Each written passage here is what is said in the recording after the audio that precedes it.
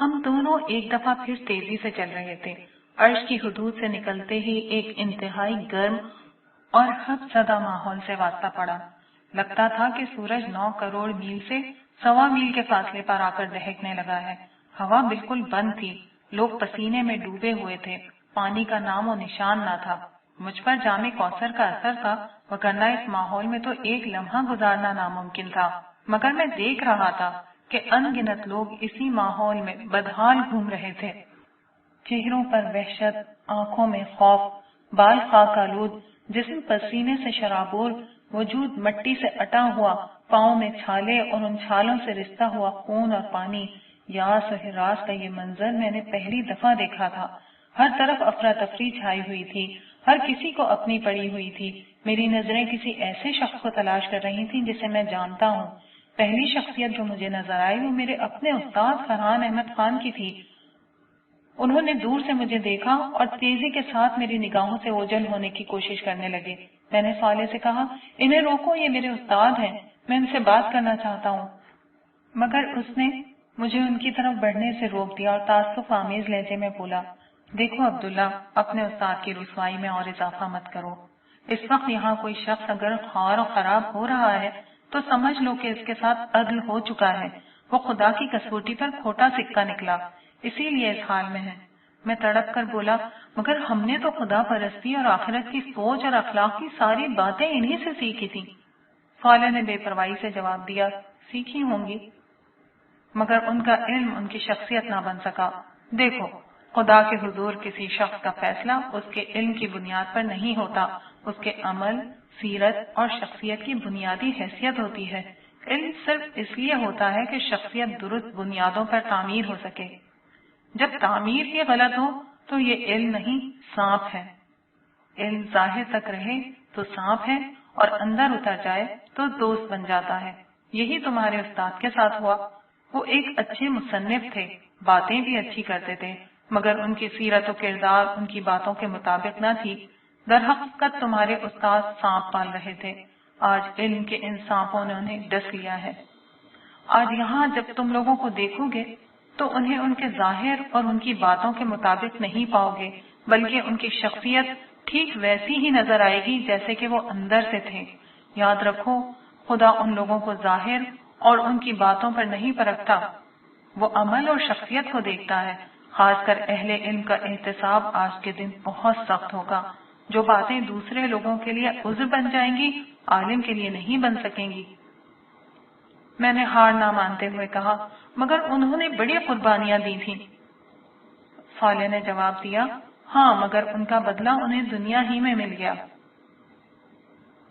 علم کی غلطیاں معاف ہو سکتی ہیں، مگر شخصیت اور عمل کی کمزوری آج کے دن اسی حال میں پہنچائے گی جس میں تمہارے استاد مبتلا ہیں۔ خیر، ابھی تو یہ دن شروع ہوا ہے، دیکھو آخر تک کیا ہوتا ہے۔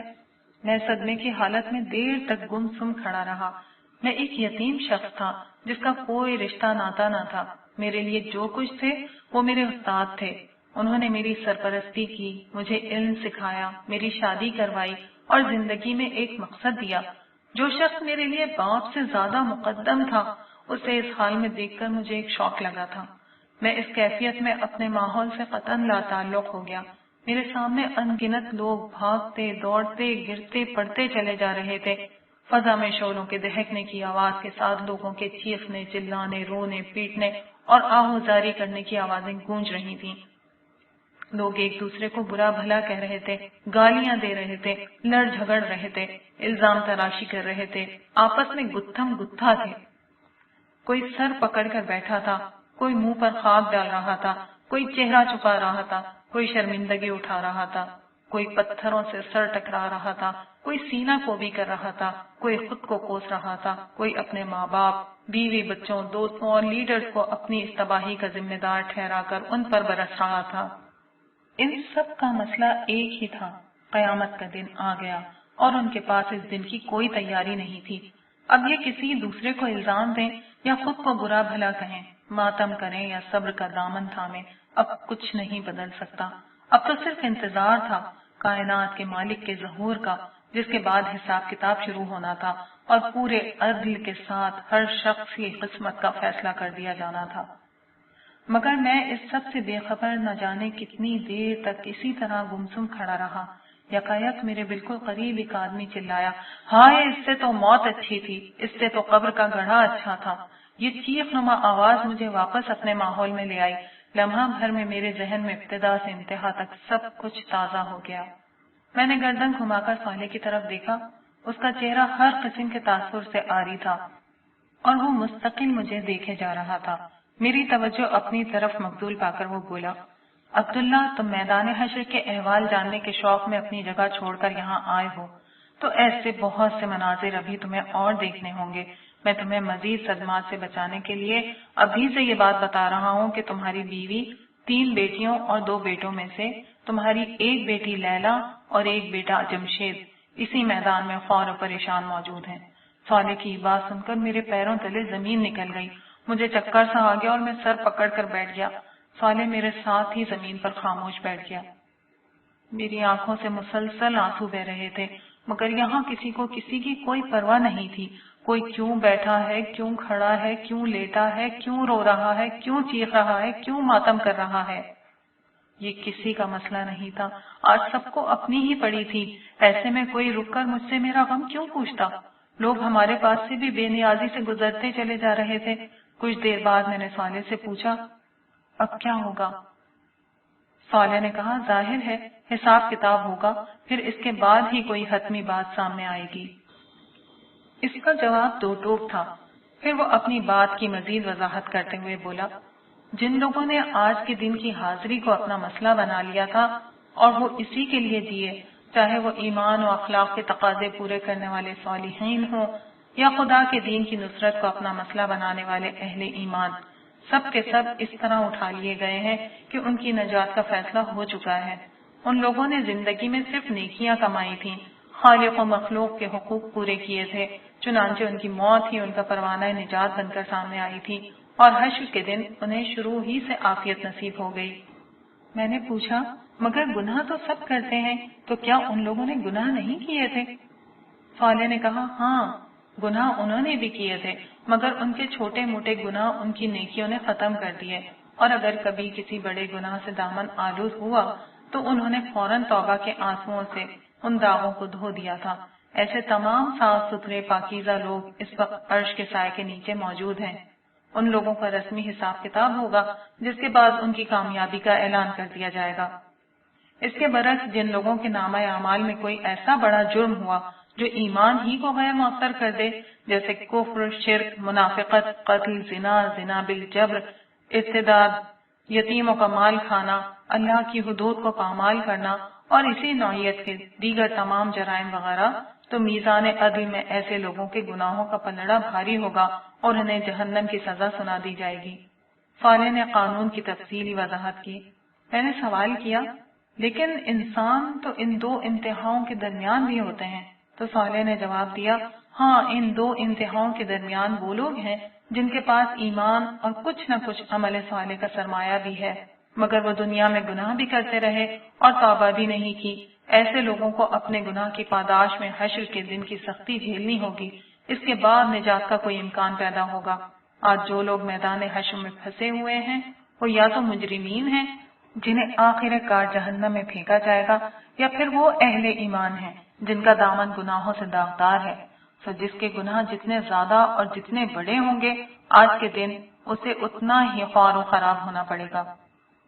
کم گناہ والوں کو حساب کتاب کے آغاز پر ہی نجات مل جائے گی، مگر جیسا کہ میں نے بتایا کہ دنیا کی زندگی کے سینکڑوں برس تو گزر چکے ہیں۔ ان لوگوں کو ابتدا میں نجات بھی ملی تو یہ حشر کی سختیاں دنیا کی 50 سالہ زندگی کے گناہوں کا نشہ حرن کرنے کے لیے بہت ہیں، جبکہ جن کے گناہ زیادہ ہیں ان کو تو نہ جانے ابھی کتنے ہزار یا لاکھ سال تک اس سخت ترین ماحول کی شدت، سختی اور ہول جھیلنا ہوگا۔ صالح کی بات سن کر میں نے دل میں سوچا کہ دنیا میں گناہ کتنے معمولی لگا کرتے تھے، مگر آج یہ کس طرح مصیبت میں ڈھل گئے ہیں۔ کاش لوگ اپنے گناہوں کو چھوٹا نہ سمجھتے اور مستقل توبہ کو اپنا معمول بنا لیتے۔ وہ غیبت، چغل خوری، اسراف، نمود و نمائش، الزام و بہتان تراشی وغیرہ کو معمولی چیز نہ سمجھتے، اللہ اور بندوں کے حقوق کی پامالی کو چھوٹا نہ خیال کرتے، اللہ کی نافرمانی سے بچتے اور رسول کریم صلی اللہ علیہ وسلم کی پیروی کرتے تو آج یہ دن نہ دیکھنا پڑتا جہاں ایک گناہ کی تھوڑی سی لذت سینکڑوں برس کی خواری میں بدل چکی ہے۔ پھر میں نے اس سے دریافت کیا، کیا اس وقت کسی کو یہ معلوم ہے کہ اس کی نجات ہوگی یا نہیں، اور ہوگی تو کس طرح ہوگی؟ صالح نے جواب دیا، یہی اصل مصیبت ہے، یہاں کسی کو یہ نہیں معلوم کہ اس کا مستقبل کیا ہے، نجات کی کوئی امید ہے یا نہیں، یہ کوئی نہیں جانتا سوائے اللہ تعالیٰ کے۔ اسی لیے رسول اللہ صلی اللہ علیہ وسلم اور دیگر انبیاء مسلسل یہ دعا کر رہے تھے کہ حساب کتاب شروع ہو جائے۔ اس کے نتیجے میں اہل ایمان کو یہ فائدہ ہوگا کہ وہ مجرمین سے الگ ہو کر حساب کتاب کے بعد نجات پا جائیں گے۔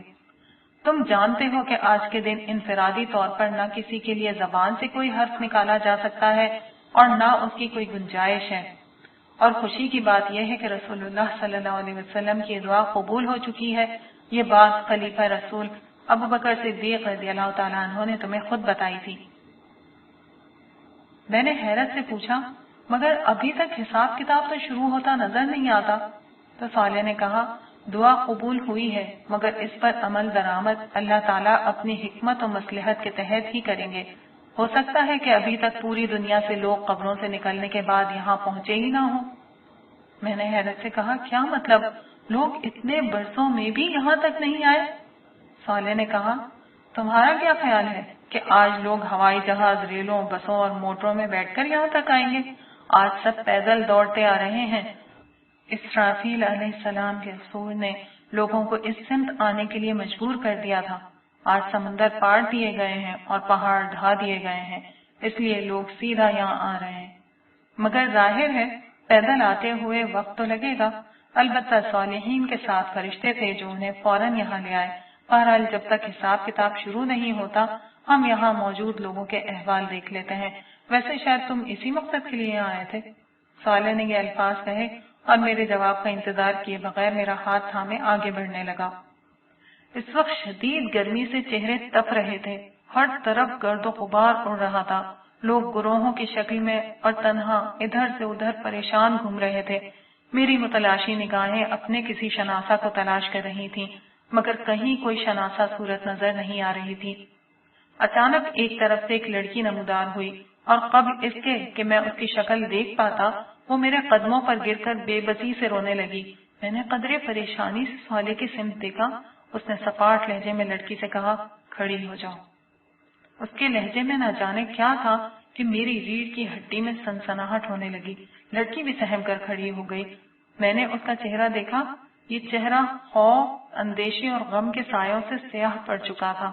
چہرے اور بالوں پر مٹی پڑی ہوئی تھی، پیاس کے مارے ہونٹوں پر پپڑیاں جمی ہوئی تھیں اور وحشت زدہ آنکھوں میں خوف و دہشت کا رنگ چھایا ہوا تھا۔ کرب کی ایک لہر میرے پورے وجود میں اتر گئی۔ میں نے اس چہرے کو جب پہلی دفعہ دیکھا تھا تو بے ساختہ چشمے بددور کہا تھا۔ میدہ شہاب، گورا رنگ، کھڑا کھڑا ناک نقشہ، کتابی چہرہ، گلابی ہونٹ، نیلی آنکھیں اور گہرے سیاہ بال۔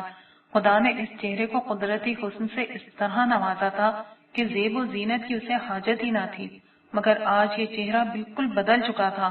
ماضی کا جمال روز حشر کے حزن و ملال کی تہ میں کہیں دفن ہو چکا تھا۔ سراپا حسرت، سراپا وحشت، سراپا اذیت اور مجسم ندامت، یہ وجود کسی اور کا نہیں، میرے چہیتے بیٹے جمشید کی بیوی اور اپنی بڑی بہو ہما کا تھا، جو حسرت و یاس کی ایک زندہ تصویر بن کر میرے سامنے کھڑی تھی۔ وہ بولی، ابو جی مجھے بچا لیجیے، میں بہت تکلیف میں ہوں، یہاں کا ماحول مجھے مار ڈالے گا۔ میں نے ساری زندگی کوئی تکلیف نہیں دیکھی، مگر لگتا ہے کہ اب میری زندگی میں کوئی آسانی نہیں آئے گی۔ اللہ کے واسطے مجھ پر رحم کیجیے، آپ اللہ کے بہت محبوب بندے ہیں، مجھے بچا لیجیے۔ یہ کہتے ہوئے ہما ہچکیاں لے کر رونے لگی۔ میں نے ڈوبے ہوئے لہجے میں دریافت کیا، جمشید کہاں ہے؟ وہ بولی، وہ یہیں تھے، وہ بھی آپ کو ڈھونڈ رہے ہیں، مگر یہ اتنی بڑی جگہ ہے اور اتنے سارے لوگ ہیں کہ کسی کو ڈھونڈنا ناممکن ہے۔ ان کا حال بھی بہت برا ہے، وہ مجھ سے بہت ناراض تھے۔ انہوں نے ملتے ہی مجھے تھپڑ مار کر کہا کہ تمہاری وجہ سے میں برباد ہو گیا۔ ابو میں بہت بری ہوں، میں خود بھی تباہ ہو گئی اور اپنے خاندان کو بھی برباد کر دیا۔ پلیز مجھے معاف کر دیں اور مجھے بچا لیں، اللہ کا عذاب بہت خوفناک ہے، میں اسے برداشت نہیں کر سکتی۔ ہما فریاد کر رہی تھی اور اس کی آنکھوں سے آنسوؤں کی لڑیاں بہ رہی تھی۔ میرے دل میں پدری محبت کا جذبہ جوش مارنے لگا۔ وہ بہرحال میری بہو تھی، مگر اس سے پہلے کہ میں کچھ کہتا، صالح اسی سپاٹ لہجے میں بولا، یہ بات تمہیں دنیا میں سوچنی چاہیے تھی ہما بی بی، آج تمہاری عقل ٹھکانے آ گئی ہے، مگر یاد ہے دنیا میں تم کیا تھی؟ تمہیں شاید یاد نہ آئے، میں یاد دلاتا ہوں۔ یہ کہتے ہوئے صالح نے اشارہ کیا اور یکلخت ایک منظر سا سامنے نظر آنے لگا۔ یہ جمشید اور ہما کا کمرہ تھا۔ مجھے لگا کہ میرے ارد گرد کا ماحول غائب ہو چکا ہے اور میں اسی کمرے میں ان دونوں کے ہمراہ موجود ہوں اور براہ راست سب کچھ دیکھ اور سن رہا ہوں۔ ہما ڈریسنگ ٹیبل کے سامنے بیٹھی ہوئی اپنے کٹے ہوئے بالوں کو برش کر رہی تھی۔ اس نے جمشید سے کہا، جمشید، اب میں اس ملک میں نہیں رہ سکتی، اب ہمیں کسی ویسٹرن کنٹری میں شفٹ ہو جانا چاہیے۔ جمشید بیڈ پر لیٹا ٹی وی دیکھ رہا تھا، اس نے کوئی جواب نہیں دیا۔ وہ پھر سے بولی، تم نے سنا جمشید میں نے کیا کہا؟ جمشید نے کہا، یس میں نے سن لیا، لیکن میرا پورا خاندان یہاں ہے، میں انہیں چھوڑ کر کیسے جاؤں؟ ہما بولی، بالکل ویسے ہی جیسے تم ان کا گھر چھوڑ کر میرے ساتھ الگ ہو چکے ہو۔ جمشید نے کہا، یہاں کی بات اور ہے، میں ہفتے میں ایک دفعہ جا کر ان سے مل تو لیتا ہوں، دوسرا یہ کہ فورن شفٹ تو ہم ہر سال ہی کر لیتے ہیں، پھر ہمیں باہر شفٹ ہونے کی کیا ضرورت ہے؟ ہما نے کہا، نہیں، اب بچے بڑے ہو رہے ہیں، میں چاہتی ہوں کہ ان کی پرورش باہر ہی ہو۔ جمشید نے کہا، لیکن میں یہ چاہتا ہوں کہ میرے بچے میرے ماں باپ کی صحبت کا فائدہ اٹھائیں۔ میں تو اپنے ماں باپ کی نیکی کا کوئی حصہ نہیں پا سکا، لیکن کم از کم میری اولاد تو نیک ہو۔ ہما پھر بولی، انہی کی صحبت سے تو میں اپنی اولاد کو بچانا چاہتی ہوں، میرے ایک بچے کو بھی اپنے دجال کی ہوا لگ گئی تو اس کی زندگی خراب ہو جائے گی۔ اس کے ساتھ ہی فون کی گھنٹی بجی۔ جمشید نے فون اٹھایا، دوسری طرف سے کچھ کہا گیا۔ جمشید نے اچھا کہہ کر ریسیور رکھ دیا اور ہما کو مخاطب کر کے کہا، تمہارے پاپا ہمیں نیچے بلا رہے ہیں۔ پھر ہما کی بات کا جواب دیتے ہوئے بولا، تم آخر میرے ماں باپ کے بارے میں اتنی نیگیٹو کیوں ہو؟ انہوں نے میری خوشی کے خاطر تمہیں بہو کے طور پر قبول کیا، حالانکہ تمہارے انداز و اطوار انہیں بالکل پسند نہ تھے۔ تم مجھے لے کر الگ ہو گئی، تب بھی انہوں نے برا نہیں مانا۔ اس پر ہما ترک کے بولی، بس بس رہنے دو، انہیں میرے انداز و اطوار ناپسند تھے، مگر تم میرے عشق میں دیوانے ہو رہے تھے، اس لیے انہوں نے مجبوراً تمہیں مجھ سے شادی کی اجازت دی۔ تم ان سے الگ ہو کر یہاں زیادہ اچھی زندگی گزار رہے ہو، پاپا کے بزنس میں شریک ہو، کروڑوں میں کھیلتے ہو۔ جمشید، مجھ سے شادی کر کے تم سراسر فائدے میں رہے ہو، تم نے کوئی نقصان نہیں اٹھایا۔ جمشید نے کہا، پتہ نہیں کیوں تمہاری باتیں سن کر کبھی کبھی ابو کی یاد آ جاتی ہے کہ نفع و نقصان کا فیصلہ آخرت کے دن ہوگا۔ اس پر ہما جھلا گئی، یار یہ فضول مذہبی باتیں ختم کرو، مجھے ان سے چڑ آتی ہے، کوئی قیامت وغیرہ نہیں آنی، لاکھوں برس سے دنیا کا سسٹم ایسے ہی چل رہا ہے۔ If you are smart, powerful and wealthy, you are the winner. All the others are losers and idiots. And you know, this judgment day is nothing but a rubbish. ویسے for your kind information, میرے پاپا نے اپنے پیر صاحب سے guarantee لے رکھی ہے کہ قیامت میں وہ انہیں بخشوا دیں گے، ان کو بہت پیسہ دیتے ہیں میرے پاپا۔ جمشید نے کہا، ہاں، ہم جس طرح ناجائز منافع خوری، قانون کی خلاف ورزی اور دیگر حرام ذرائع سے پیسہ کماتے ہیں، اس کو کہیں تو پاک کرنا ہوگا، مجھے سب معلوم ہے۔ تمہارے پاپا اور چودھری مختار صاحب کئی بزنس میں پارٹنرز ہیں اور 2 نمبر کے ہتھ کنڈوں سے پیسہ کماتے ہیں۔ ہما کو جیسے آگ لگ گئی اس بات سے۔ اچھا، اتنا ہی حلال حرام کا خیال ہے تو چھوڑ دو پاپا کا بزنس۔ جمشید نے کہا، بزنس تو چھوڑ دوں، مگر تمہیں کیسے چھوڑوں؟ مجھے معلوم ہے کہ اس کے بعد جاب کرنے سے نہ تمہارے خرچے پورے ہوں گے اور نہ میں تمہارا لیونگ سٹینڈرڈ مینٹین کر سکوں گا۔ تمہارے عشق نے مجھے کہیں کا نہ چھوڑا، ورنہ میں جس خاندان سے ہوں وہاں حلال اور حرام ہی سب کچھ ہے۔ ہما مذاق اڑاتے ہوئے بولی، اسی لیے اتنی مڈل کلاس زندگی گزار رہے ہیں وہ لوگ۔ اچھا ہوا تم میرے ساتھ آ گئے، ورنہ اپنے بھائیوں کی طرح موٹر سائیکل پہ گھومتے یا 800 سی سی گاڑی چلاتے اور کسی فلیٹ میں سڑی ہوئی زندگی گزار کر مر جاتے۔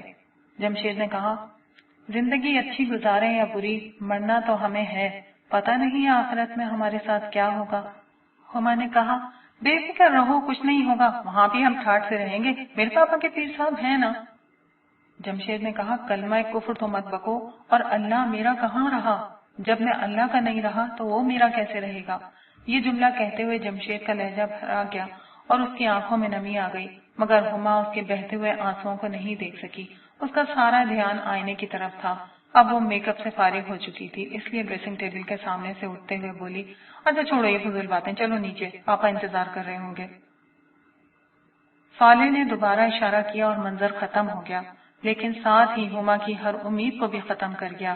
صالح نے اسی شفاف اور قاتل لہجے میں سختی کے ساتھ کہا، تم نے دیکھا ہما، تمہاری زندگی سے نکلا ہوا ایک ایک لفظ ریکارڈ کر لیا گیا ہے، تو جاؤ ہما بی بی، اپنے پیر صاحب کو ڈھونڈو جو تمہیں بخشوا سکتے ہیں۔ اس سے پہلے کہ صالح کچھ اور کہتا، وہ روتی چیختی ہوئی وہاں سے بھاگ گئی۔ اس منظر میں جمشید کو دیکھ کر میری حالت پھر ڈاواڈول ہو چکی تھی۔ ظاہر ہے کہ ہما کی طرح وہ بھی ان سختیوں بھرے میدان میں پریشان حال پھر رہا ہوگا۔ میں سوچ رہا تھا کہ جمشید اسی حال میں میرے سامنے آ گیا تو میں کیا کروں گا۔ میں اسی سوچ میں غلطاں تھا کہ صالح نے میری کمر تھپ تھپا کر کہا، آؤ چلتے ہیں۔ نہ جانے اس تھپکی میں کیا بات تھی کہ میں نے محسوس کیا کہ میرے اوپر طاری ہونے والی پریشانی کی کیفیت بہت ہلکی ہو گئی ہے۔ میں قدرے بشاشت سے اس کے ساتھ چلنے لگا۔ ارد گرد پھر وہی پریشان اور وحشت زدہ لوگوں کی ہلچل تھی۔ ہم کچھ ہی دور آگے چلے تھے کہ سامنے سے چودھری مختار صاحب آتے نظر آئے۔ انہوں نے شاید مجھے دیکھ لیا تھا اور میری ہی طرف آ رہے تھے۔ چودھری صاحب میرے بیٹے جمشید کے سسر کے بزنس پارٹنر تھے۔ اس حیثیت میں میری ان سے رسمی واقفیت تھی۔ میرے قریب آتے ہی انہوں نے مجھ سے گلے ملنے کی کوشش کی، جسے صالح نے ہاتھ آگے بڑھا کر یہ کہتے ہوئے ناکام بنا دیا، دور رہ کر بات کرو۔ اس کا لب و لہجہ اتنا درست تھا کہ مجھے بھی اس سے اجنبیت محسوس ہونے لگی۔ اپنی اس رسوائی کے باوجود چودھری صاحب کے جوش میں کمی نہ آئی۔ وہ کہنے لگے، مجھے یقین تھا عبداللہ صاحب آپ مجھے ڈھونڈتے ہوئے ضرور آئیں گے۔ آپ کو یاد ہے عبداللہ صاحب، میں نے ایک مسجد تعمیر کرائی تھی جس میں آپ بھی نماز پڑھا کرتے تھے، اس کے علاوہ بھی میں غریبوں مسکینوں کی مدد کیا کرتا تھا۔ میں نے دھیرے سے انہیں جواب دیا، جی مجھے یاد ہے چودھری صاحب۔ اس پر وہ بولے، بس تو آپ میری سفارش کر دیجیے، میں بہت دیر سے پریشان گھوم رہا ہوں، یہاں تو جس کو دیکھو اپنی ہی پڑی ہے، نہ کوئی کچھ بتاتا ہے نہ سیدھے منہ بات کرتا ہے۔ یہ آخری بات کہتے ہوئے انہوں نے بے اختیار صالح کی طرف دیکھا۔ میں نے بھی گردن گھما کر صالح کی طرف دیکھا۔ اس نے لمحے بھر کے لیے مجھے دیکھا اور پھر چودھری صاحب کے چہرے پر نظریں گاڑتے ہوئے بولا، آپ نے مسجد ضرور بنوائی تھی، مگر اللہ تعالیٰ کے لیے نہیں بلکہ اپنی نیک نامی کے لیے۔ جب پیسے اللہ کو دیے جاتے ہیں تو گردن جھکی ہوئی ہوتی ہے، ہاتھ بندھے ہوئے ہوتے ہیں، لہجہ پست ہوتا ہے اور دل میں عاجزی اور خوف ہوتا ہے، مگر آپ کے معاملے میں ایسا نہیں تھا۔ آپ اپنا نام چاہتے تھے تو دنیا میں نام ہو گیا۔ اب تو آپ کو حساب دینا ہوگا کہ یہ پیسہ کمایا کس طرح تھا، اور ہاں، اچھے کاموں پر تو آپ کبھی کبھار ہی پیسے خرچ کیا کرتے تھے۔ یہ کیوں نہیں بتاتے کہ ملک کی ایک مشہور اداکارہ کا قرب خریدنے کے لیے آپ نے کروڑوں روپے خرچ کر دیے تھے؟ آپ کے کھاتے میں زنا کا گناہ ہے، ایک دفعہ کا نہیں بلکہ بار بار کا گناہ، الگ الگ عورتوں کے ساتھ زنا کا گناہ۔ ملک کی مشہور اداکاراؤں اور فیشن ماڈلز کے ساتھ آپ کے تعلقات تھے۔ خرچ کو تو چھوڑیے، آپ کی تو آمدنی میں بھی رزق حرام کی وافر ملاوٹ تھی۔ آپ ملاوٹ کرتے تھے، ذخیرہ اندوزی کرتے تھے، لوگوں کو حد سے زیادہ منافع لے کر چیزیں فروخت کرتے تھے۔ بجلی چوری، دھوکہ دہی، ملازمین کے حقوق میں ڈنڈی مارنا، یہ آپ کے کاروبار کے بنیادی اصول تھے۔ اپنی ترقی کے انتہا پر پہنچ کر آپ نے ایک میڈیا گروپ بنا لیا تھا، جس کے ایک ٹی وی چینل پر آپ لوگوں کو خوش کرنے والے مذہبی پروگرام دکھاتے اور دوسرے پر آرٹ اور انٹرٹینمنٹ کے نام پر معاشرے میں حیا باختہ رویے عام کرتے تھے۔ آپ جانتے تھے کہ دنیا میں کامیابی کا راز لوگوں کو خوش کرنا ہے۔ کاش آپ یہ جان لیتے کہ دنیا و آخرت میں کامیابی کا راز لوگوں کو نہیں، اللہ کو خوش کرنا ہے۔ صالح بے تکان بول رہا تھا اور الفاظ اس کی زبان سے تیر بن کر نکل رہے تھے۔ ان کا سامنا کرنا چودھری صاحب کے لیے ممکن نہ تھا، مگر ان کے لیے کوئی جائے فرار بھی نہ تھا۔ وہ گردن جھکائے سنتے رہے۔ صالح کے لب و لہجے کی سختی نے چودھری صاحب کے چہرے پر تاریکی پھیلا دی تھی، مگر اس نے اسی پر بس نہیں کیا اور کہنے لگا، ذرا پیچھے دیکھیے چودھری صاحب، آپ کے پیچھے آپ کی محبوبہ بھی کھڑی ہے۔ چودھری صاحب گھبرا کر پیچھے پلٹے۔ میں نے بھی نظر اٹھا کر چودھری صاحب کے پیچھے دیکھا۔ سامنے ایک انتہائی مکروہ شکل و صورت کی بوڑھی عورت کھڑی تھی، جس کے جسم سے بدبو کے بھپکے اٹھ رہے تھے۔ صالح نے میری پشت پر ہاتھ رکھا، جس کے بعد مجھے یہ ناقابل برداشت بدبو آنا بند ہو گئی، لیکن چودھری صاحب کے لیے یہ بدبو ابھی تک باقی تھی۔ وہ بدشکل بڑھیا چودھری چودھری کہتے ہوئے اس کے پیچھے بڑھی۔ اس بڑھیا کے قرب سے خوفزدہ ہو کر چودھری صاحب پیچھے ہٹنے لگے اور پھر بے اختیار بھاگنے لگے۔ وہ عورت یا بلا جو کوئی بھی تھی ان کے پیچھے ہاتھ پھیلا کر دوڑنے لگی۔ میں نے صالح سے پوچھا یہ عورت کون تھی؟ اس نے کہا یہ چودھری صاحب کی داشتہ اور تمہارے زمانے کی مشہور اداکارہ، رقاصہ اور ماڈل چمپا تھی۔ چمپا؟ مگر وہ تو بہت خوبصورت تھی اور لوگ اس کی حسن کی مثالیں دیا کرتے تھے۔ میں نے حیران ہو کر کہا تو صالح نے بتایا ہاں، مثالیں دینے کے علاوہ اسے اپنا آئیڈیل بھی بناتے تھے۔ اب دیکھ لو لوگوں کے اس آئیڈیل کی شکل کیسی ہو چکی ہے۔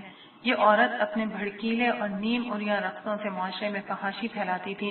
اب خدا کا فیصلہ یہ ہے کہ یہ جن دلوں پر راج کرتی تھی، جہنم میں انہی لوگوں پر اسے عذاب بنا کر مسلط کر دیا جائے۔ صالح نے ہنستے ہوئے جواب دیا۔ میں دل میں سوچنے لگا کہ میرے زمانے میں فحاشی شاید انسانی تاریخ میں سب سے زیادہ بڑھ چکی تھی۔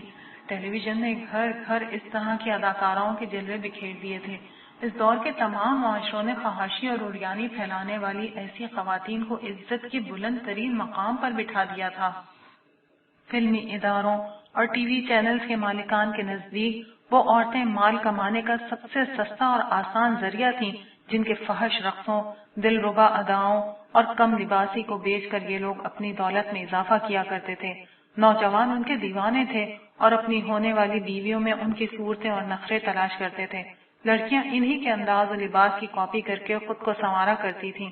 انہی کی وجہ سے شریف مگر عام شکل و صورت والی کتنی ہی لڑکیاں معاشرے میں بے وقت ہو گئی تھیں۔ ان میں سے کتنی تھیں جو اپنے آنگن میں بہاروں کی راہ دیکھتے دیکھتے سفید بالوں کے خزاں رات تک پہنچ جاتی، اور کتنی تھیں جو معاشرے کی ناقدری کے داغ کو اپنی شرافت کی چادر میں چھپائے دنیا سے رخصت ہو جاتی تھیں۔ میرے چہرے پر دکھ کے آثار واضح تھے۔ یہ آثار صالح نے پڑھ لیے تھے۔ وہ میرا ہاتھ تھامے خاموشی سے ایک طرف بڑھنے لگا، پھر کچھ دیر بعد ایک جگہ ٹھہر کر بولا، خدا نے تمہارے دکھوں کو دور کرنے کا ایک انتظام کیا ہے، مگر بہتر ہوگا کہ اسے دیکھنے سے قبل گزری ہوئی دنیا کا یہ منظر بھی دیکھ لو۔ اس کی زبان سے یہ الفاظ نکلے ہی تھے کہ میرے سامنے ایک منظر فلم اسکرین کی طرح چلنے لگا۔ مجھے لگا کہ میں ایک منظر کا حصہ ہوں اور بیان ہوئے بغیر ہی ہر حقیقت سمجھ رہا ہوں۔ صبح کی روشنی کھڑکی پر پڑے پردوں کو خاطر میں نہ لاتے ہوئے کمرے کے اندر داخل ہونے لگی تھی۔ کالج جانے کا وقت ہو رہا تھا، مگر شائستہ کی ہمت نہیں ہو رہی تھی کہ اس سردی میں بستر سے نکلے اور کالج جانے کے لیے تیار ہو۔ وہ عام طور پر فجر کی نماز پڑھ کر کچھ دیر مطالعہ کرتی تھی اور پھر کالج کی تیاری، مگر آج وہ نماز پڑھ کر دوبارہ بستر میں لیٹ گئی تھی۔ کل رات ہی سے اس کی طبیعت ناساز تھی۔ اس نے دل میں سوچا، نہیں، مجھے کالج جانا ہوگا ورنہ اسٹوڈنٹس کا بہت نقصان ہوگا، اور پھر امی ابو کے لیے ناشتہ بھی تو بنانا ہے، اور ہمت کر کے بستر سے اٹھ گئی۔ دھیرے سے چلتے ہوئے وہ برابر والے کمرے کی طرف گئی جو اس کے والدین کا تھا۔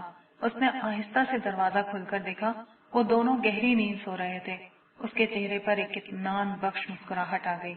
شائستہ نے اپنی ساری زندگی اپنے گھرانے کے نام کر دی تھی۔ اس کے والد اس کے بچپن ہی میں معذور ہو گئے تھے۔ وہ 3 بہنوں میں سب سے بڑی تھی۔ والدہ نے سلائی کر کے بمشکل تمام انہیں پڑھایا تھا۔ تعلیم مکمل کر کے اس نے پہلے اسکول اور پھر ایک پرائیویٹ کالج میں پڑھانا شروع کر دیا۔ وہ اس کے خواب دیکھنے کے دن تھے۔ وہ بہت خوبصورت تو نہیں تھی، لیکن جوانی خود ایک حسن ہوتی ہے، مگر اس کی زندگی میں نوجوانی کا مفہوم بس ایک ذمہ داری تھا، جس میں خوابوں اور خواہشوں کی کوئی گنجائش نہ تھی۔ گھر کا خرچہ، والد کا علاج، مکان کا کرایہ اور چھوٹی بہنوں کی تعلیم۔ دونوں چھوٹی بہنیں خوش شکل تھیں۔ بڑی ہوئیں تو آنے والے ہر رشتے کا رخ انہی کی طرف تھا۔ شائستہ راہ کی دیوار نہیں بنی اور خوشی خوشی بہنوں کو ان کے گھر آباد کر دیا۔ یہ ذمہ داریاں پوری کرتے کرتے اس کی جوانی ڈھلتی چلی گئی اور اب وہ اپنے بوڑھے والدین کا بوجھ اٹھانے کے لیے تنہا رہ گئی تھی۔ ان حالات میں اس کا سہارا خدا کی ذات تھی۔ اسے خدا سے بہت شدید محبت تھی، اتنی محبت کہ زندگی کی کسی محرومی نے اس کے اندر تلخی نہیں آنے دی تھی۔ وہ نماز روزے کی پابند تو بچپن سے تھی، مگر خدا کی محبت کی یہ مٹھاس اسے اس کے روحانی استاد عبداللہ صاحب کی کتابیں پڑھ کر ملی تھی، اور اب یہ اس کی زندگی کا مشن تھا کہ وہ خدا کی بندگی اور محبت کی یہ مٹھاس اپنے نوجوان طلباء تک منتقل کرے۔ وہ ایک بہترین استاد تھی اور اس کے اسٹوڈنٹس بھی اس کی بہت عزت کرتے تھے، اس لیے وہ اس کی باتیں ہمیشہ توجہ سے سنتے اور شائستہ شوق سے انہیں پڑھاتی تھی۔ مگر آج نہ جانے کیوں اس کا دل بہت اداس تھا۔ شاید طبیعت کی خرابی کا اثر تھا کہ وہ ڈپریشن کی کیفیت میں تھی۔ ناشتے سے فارغ ہو کر وہ آئینے کے سامنے کھڑی کالج جانے کے لیے تیار ہو رہی تھی۔ اس نے اپنے چہرے کو غور سے دیکھا۔ ڈھلتی جوانی کے سارے اثرات اب ظاہر ہو رہے تھے۔ وہ ایک کرب کے ساتھ مسکرائی اور خود کو مخاطب کر کے دھیرے سے بڑبڑائی، شائستہ تم ہار گئی، تمہارے حصے میں تنہائیوں کے سوا کچھ نہیں آیا۔ یہ کہتے ہوئے اس نے آنکھیں بند کر لی۔ شاید یہ اس کا اعتراف شکست تھا، مگر اسی لمحے استاد عبداللہ کی ایک بات اس کے کانوں میں گونجنے لگی، جو خدا سے سودا کرتا ہے وہ کبھی نقصان نہیں اٹھاتا۔ ایک مسکراہٹ کے ساتھ اس نے آنکھیں کھولی اور ٹھہرے ہوئے لہجے میں بولی، دیکھتے ہیں، دیکھ لیں گے، اب وقت ہی کتنا بچا ہے۔ منظر ختم ہو گیا۔ میں نے صالح کی سمت دیکھ کر کہا، میں تو اس لڑکی کو نہیں جانتا۔ صالح نے کہا، اب جان لو گے، ویسے تم جو لکھا کرتے تھے وہ بہت دور تک جاتا تھا۔ صالح نے جواب دیا اور ساتھ ہی میرا ہاتھ تھامے ایک سمت آگے بڑھنے لگا۔ تھوڑی دیر بعد ہم ایک ایسی جگہ پہنچے جہاں ویسے ہی سختگیر فرشتے نظر آئے جیسے عرش کی سمت عام لوگوں کو بڑھنے سے روکنے کے لیے کھڑے تھے، مگر صالح کو دیکھ کر انہوں نے ہمارا راستہ چھوڑ دیا۔ ذرا دور چل کر ہمارے سامنے ایک دروازہ آ گیا۔ صالح نے دروازہ کھولا اور میرا ہاتھ تھامے اندر داخل ہو گیا۔ یہ دروازہ ایک دوسری دنیا کا دروازہ تھا، کیونکہ اس کی دوسری طرف حشر کے پریشان کن ماحول کے برعکس منظر پھیلا ہوا تھا۔ میں نے بے اختیار کہا، صالح، ہم واپس نبیوں کے کیمپوں کی طرف تو نہیں آ گئے؟ اس نے مسکرا کر کہا، ہاں، تمہارا دکھ تو یہیں آ کر دور ہو سکتا تھا۔ ہم چلتے ہوئے ایک شاندار خیمے کی طرف پہنچے۔ اس کے دروازے پر ایک انتہائی باوقار اور پرنور چہرے والے ایک صاحب کھڑے تھے۔ یہ میرے لیے بالکل اجنبی تھے۔ قریب پہنچ کر صالح نے ان سے میرا تعارف کرایا۔ یہ عبداللہ ہیں، محمد رسول اللہ صلی اللہ علیہ وسلم کی امت کے آخری دور کے امتی، اور آپ نحور ہیں، یرمیہ نبی کے انتہائی قریبی ساتھی۔ نحور، آپ انہی سے ملنا چاہ رہے تھے نا؟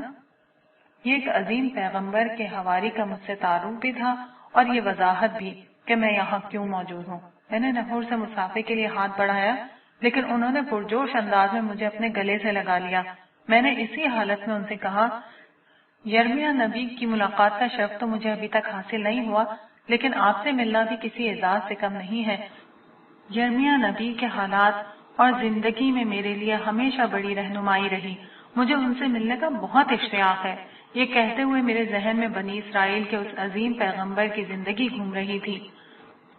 6 صدی قبل مسیح میں بنی اسرائیل بدترین اخلاقی انحراف کا شکار تھے اور اسی بنا پر اپنے زمانے کی سپر پاور عراق کے حکمران بخت نصر کے ہاتھوں سیاسی مغلوبیت کے خدائی عذاب میں مبتلا ہو چکے تھے، مگر ان کے لیڈرز نے قوم کی اصلاح کرنے کے بجائے ان کے ہاں سیاسی غلبے کی سوچ عام کر دی۔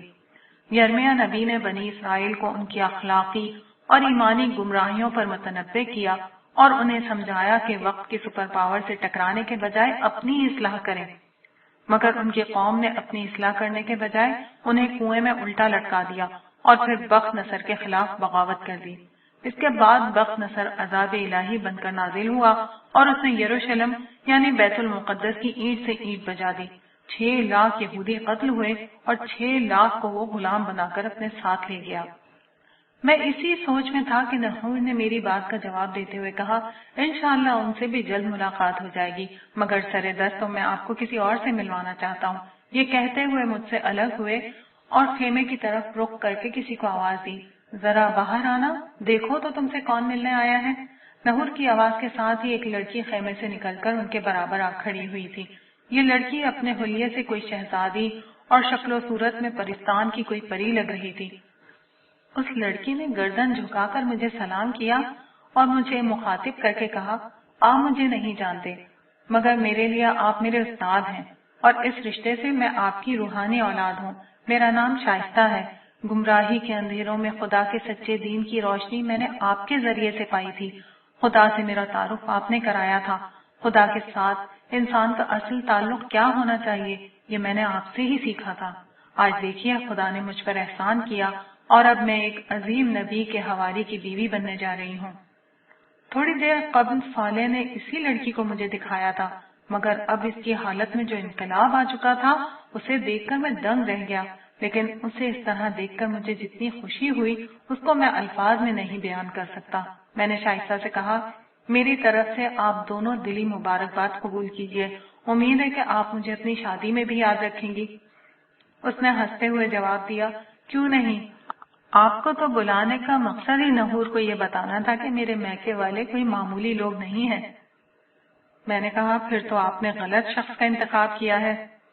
نحور نے کہا، نہیں، شائستہ کی بات بالکل درست ہے، ان کے میکے والے لوگ معمولی نہیں، اور ہو بھی کیسے سکتے ہیں، شائستہ امت محمدیہ میں سے ہیں، نبی عربی صلی اللہ علیہ وسلم کی نسبت کے بعد ان کا میکہ معمولی نہیں رہا۔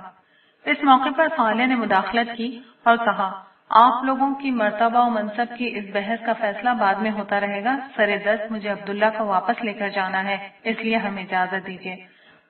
نحور اور شائستہ سے اجازت لے کر ہم دونوں وہاں سے رخصت ہو گئے۔ واپسی پر صالح مجھ سے بولا، ہو گیا نا تمہاری دکھ کا مداوع؟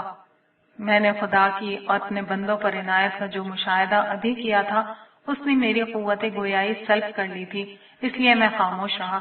صالح نے اپنی بات جاری رکھی، یہ لڑکی اپنے صبر کی وجہ سے اس مقام تک پہنچی ہے۔ خدا نے اس لڑکی کو سخت حالات اور معمولی شکل و صورت کے ساتھ آزمایا تھا، مگر اس نے محروم ہونے کے باوجود صبر، شکر اور سچی خدا پرستی کی راہ اختیار کی، اور آج تم نے دیکھ لیا کہ جو پچھلی دنیا میں پانے سے محروم رہ گئے ان کا صبر آج انہیں کس بدلے کا مستحق بنا رہا ہے۔